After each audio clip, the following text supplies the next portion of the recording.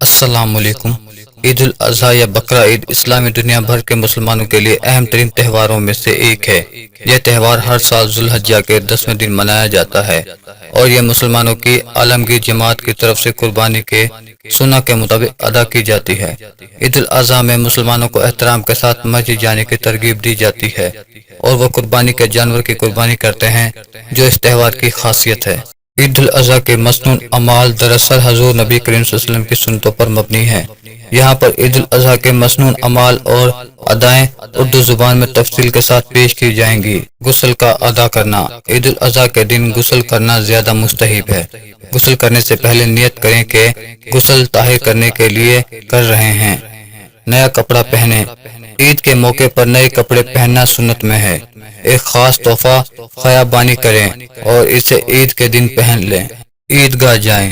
عید الاضحیٰ کے دن صبح کے وقت مسجد یا عیدگاہ جائیں، وہاں مسلمانوں سے ملیں، دوستوں کو مبارکباد دیں اور اپنی جماعت کے ساتھ نماز ادا کریں۔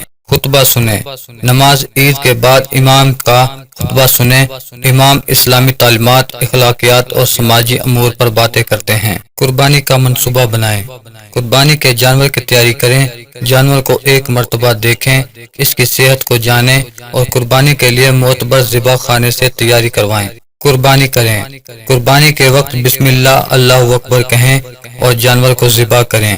قربانی کے بعد گوشت کو تقسیم کریں۔ خاندانی اور غریبوں کو حصص دیں۔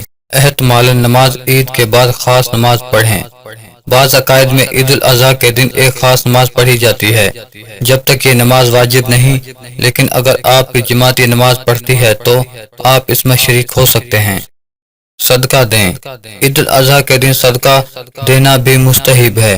اپنی قربانی سے پہلے یا بعد میں صدقہ دیں۔ میٹھے کھانے۔ عید الاضحیٰ کے دن میٹھے کھانے پکا کر خاندان اور دوستوں کے ساتھ شیئر کریں۔ عید الاضحیٰ کے واقعات و احادیث۔ حضور نبی کریم صلی اللہ علیہ وسلم کے زمانے میں عید الاضحیٰ کے دن خصوصی تشریفات کے ساتھ منایا جاتا تھا۔ حضور نبی کریم صلی اللہ علیہ وسلم اور ان کے صحابہ رضوان اللہ قربانی کے جانور کو گھر سے لے کر عیدگاہ تک جاتے اور وہاں قربانی کرتے تھے۔ حضور نبی کریم صلی اللہ علیہ وسلم نے قربانی کے لیے سیاہ بکری کی تجویز کی تھی۔ یہ سنت عید الاضحیٰ میں زیادہ مقبول ہوئی ہے اور بہت سے مسلمان اس سنت کی پیروی کرتے ہیں۔ ایک واقعہ ہے کہ حضور نبی کریم صلی اللہ علیہ وسلم کے صحابہ نے اپنے جانوروں کو قربانی کرتے وقت دعا پڑھتے تھے جو حضور نبی کریم صلی اللہ علیہ وسلم نے تعلیم دی تھی۔ ایک بار حضور نبی کریم صلی اللہ علیہ وسلم کے صحابہ نے پوچھا کہ عید الاضحیٰ کی قربانی کس کی قبولیت پر منحصر ہوتی ہے؟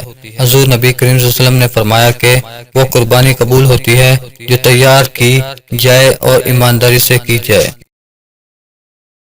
حضور نبی کریم صلی اللہ علیہ وسلم نے فرمایا کہ قربانی کے دن اللہ تعالیٰ کے راستے پر خرچ کرنا زیادہ محبوب ہے۔ اس سے ایک شخص کی مالی حالت میں بہتری آتی ہے اور دوسری طرف اس سے غریبوں کو مدد ملتی ہے۔ حضور نبی کریم صلی اللہ علیہ وسلم نے فرمایا کہ قربانی کا گوشت گھر کی ضروریات کے علاوہ غریبوں کو بھی تقسیم کیا جائے۔ حضور نبی کریم صلی اللہ علیہ وسلم نے فرمایا کہ قربانی کا عمل ایمان کی تصدیق کا ثبوت ہے۔ اس کے ذریعے مسلمان اپنے ایمان کو مزید مضبوط کرتے ہیں اور اللہ تعالیٰ کی رضا حاصل کرتے ہیں۔ عید الاضحیٰ کے مسنون اعمال اور اسلامی واقعات ایک مسلمان کے لیے اہم ہیں۔ یہ تازہ دم معیشت کی روشنی میں اضافہ کرتے ہیں اور ایمانی اور اخلاقی ترقی کے لیے ایک موقع فراہم کرتے ہیں۔